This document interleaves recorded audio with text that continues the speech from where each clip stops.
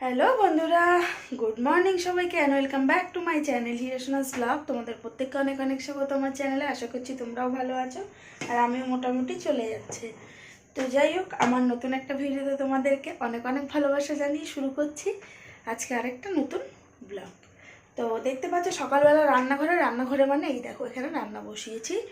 আর মামাম দাঁড়িয়ে রয়েছে, ও উঠে এসছে, ওকে এখন ব্রাশ করাবো। এই দেখো হাতে ব্রাশ রয়েছে। হ্যাঁ, এখানে আমি বসিয়েছি ডাল আর ভাত। এত মশা না কি বলবো, প্রচুর মশা জানো না। যাই হোক, এখানে এখন ভাত আর ডাল বসিয়েছি।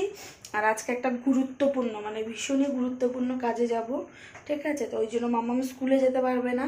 তো কি গুরুত্বপূর্ণ কাজ সেটা বলছি, মানে সব থেকে লাইফের ফার্স্ট, আমার মাম্মামের ফার্স্ট আর কি পদক্ষেপ হবে তো মাম্মা মেরির জন্য। যাই হোক, কী বৃত্তান্ত না বৃত্তান্ত সবই তোমাদেরকে পরে বলছি, তার জন্য কিন্তু ভিডিওটা কন্টিনিউ দেখতে হবে। তো চলো, যাই হোক, এখন আমি ওকে খুব ব্রাশটা করাই। তো চলো ব্রাশটাকে করিয়ে চা বসাবো, কারণ চা খাবো। তো যাই হোক বন্ধুরা, দেখো এখানে তারপরে চাটা খেয়ে আর কি রেডি হয়ে বেরিয়ে পড়েছি। তো বেরিয়ে পড়েছি উদ্দেশ্যে, এই দেখো তোমাদের দাদাভাই রয়েছে মামামকে নিয়ে আগে। আর আমাদের সুইমিং পুলটা দেখেছো পাশে রং হয়েছে, তো এই বছর থেকে নতুন সেশন শুরু হবে।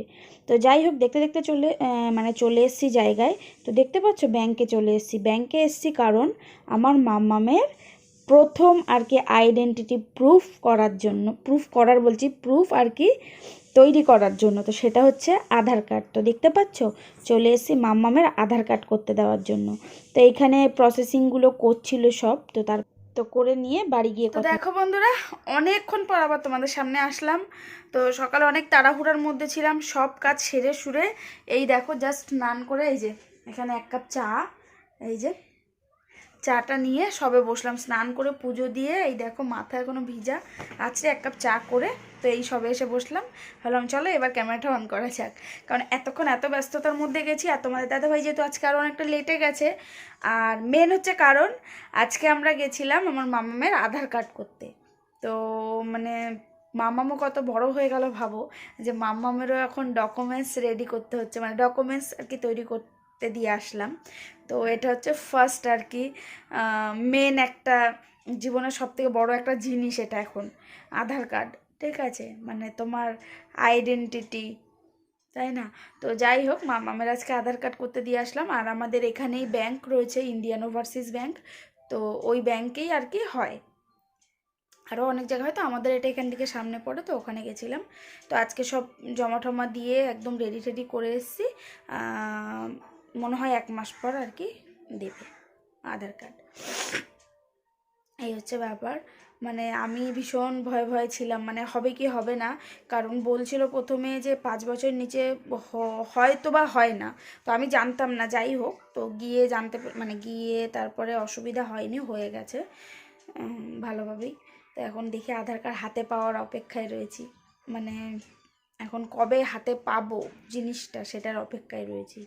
মানে এত বড় একটা জিনিস, আর আমার মাম্মামের আধার কার্ড, মানে আমি তো মানে জাস্ট কি বলবো, ভীষণ এক্সাইটেড যে আমার মাম্মামের আধার কার্ড। আর মাম্মামদের আসবে হচ্ছে ডিজিটাল, মানে পুরো ডিজিটাল কার্ডটা আসবে। আমাদের বেলায় যেমন এমনি চওড়া টাইপের একটা কার্ড দিয়েছিল আর কি, তো ওদেরটা আসবে ডিজিটাল কার্ড। তো এখন শুধু হাতে পাওয়ার অপেক্ষায় রয়েছি।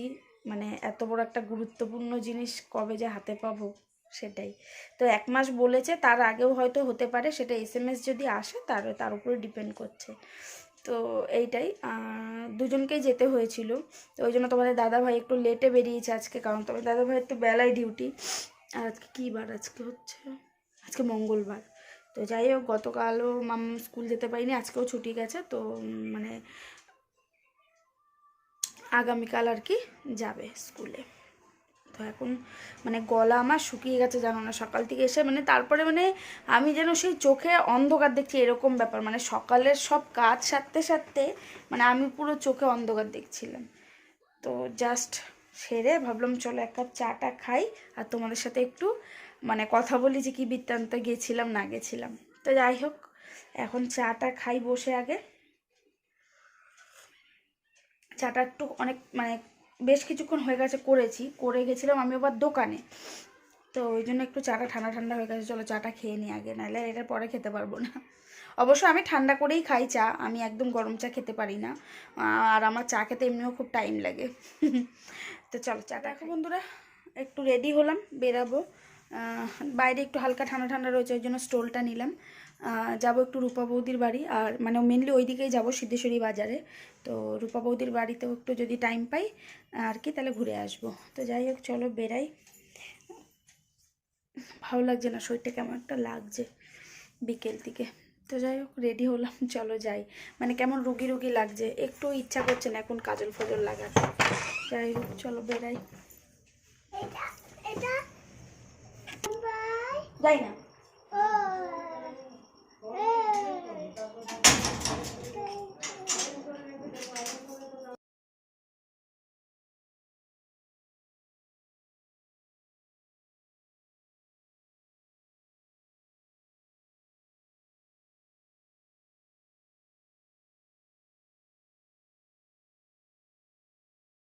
তো যাই হোক দেখো বন্ধুরা, এখানে কিন্তু রূপা বৌদির বাড়িতে চলে এসেছি। আর রূপা বৌদি দেখো এসে এখানে চাও করে দিয়েছে।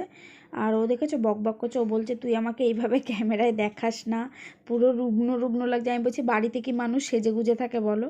যাই হোক সিদ্ধেশ্বরী বাজারে যে কাজটা ছিল সেই কাজটা সেরে তারপরে কিন্তু আর কি এসছি। তো এসেই দেখছে ও চা করছে, আর ও ওইগুলোই বলছিল বলে হাসাহাসি করছিলাম ওই নিয়ে, যে বাড়িতে কে আবার সেজে গুজে থাকে। যাই হোক চলো একটু কথা বল। হেডফোন দেখা যাচ্ছে না, অন্ধকার। তো এই দেখো এখন বাড়ি যাচ্ছি, হেডফোন পুরো অন্ধকার। এখন যাচ্ছি বাড়ি। আর যে দিদি বাবুকে পড়াতে গেছিলো, তো দিদির জায়গায় অন্য একজন পিছনে, আমি ভেবেছি দিদি মনে হয়, ওই যে দিদি ও বাবুকে পড়াতে গেছিলো, তো পড়িয়ে একবারে আমরাও গেছিলাম একসাথেই আর কি, বাড়ি যাচ্ছি। চলো, আর এই গলি প্রচণ্ড অন্ধকার, কিচ্ছু দেখা যাবে না, পুরো ভূত। তো গুড মর্নিং বন্ধুরা, তো এটা হচ্ছে পরের দিন সকালে। তো তোমাদেরকে আবারও একবার গুড মর্নিং জানাচ্ছি। আর গতকাল আর ভিডিওটা শেষ করতে পারিনি, তো ভাবলাম চলো ভিডিওটা এখন শেষ করি। তো সকালের সব কাজবাজ হয়ে গেছে, তোমাদের দাদাভাই জাস্ট বেরিয়ে গেল, মানে বেরিয়ে গেল, আর আমিও মামামকে স্কুল থেকে দিয়ে বাড়ি আসলাম। বাড়ি এসে এই জাস্ট বসলাম, এখন বাকি সব কাজবাজ সারবো। তো যাই হোক চলো, কালকের ভিডিওটা যেতে শেষ করে না, ওই জন্য ভাবলাম চলো আগে ভিডিওটাকে এন্ড করে নিই। তো চলো, ভিডিওটা তোমাদের কেমন লাগলো সেটা অবশ্যই জানিও, ভালো লাগলো অবশ্যই লাইক করো, কমেন্ট করে জানিও কেমন লাগলো। আর যারা এখনও চ্যানেলে নতুন রয়েছে তারা পাশে থাকা বেল নোটিফিকেশানটাকে অন করে দেবে, আর চ্যানেলটাকে কিন্তু অবশ্যই সাবস্ক্রাইব করবে। আসলে গলা আটকে যাচ্ছে, মানে মাঝে মধ্যে মনে হচ্ছে না ঠান্ডা, মানে হয়তো একটু কফ কফ লাগছে, ওই জন্য একটু গলা আটকে আটকে যাচ্ছে কথা বলতে গিয়ে। তো যাই হোক চলো, আজকের মতো ভিডিওটাকে এখানেই এন্ড করছি। সবাই ভালো থেকো, সুস্থ থেকো, তোমাদের সাথে দেখা হবে আবার নতুন একটা ভিডিওর সাথে। তো চলো আজকের মতো টাটা করছি, টাটা।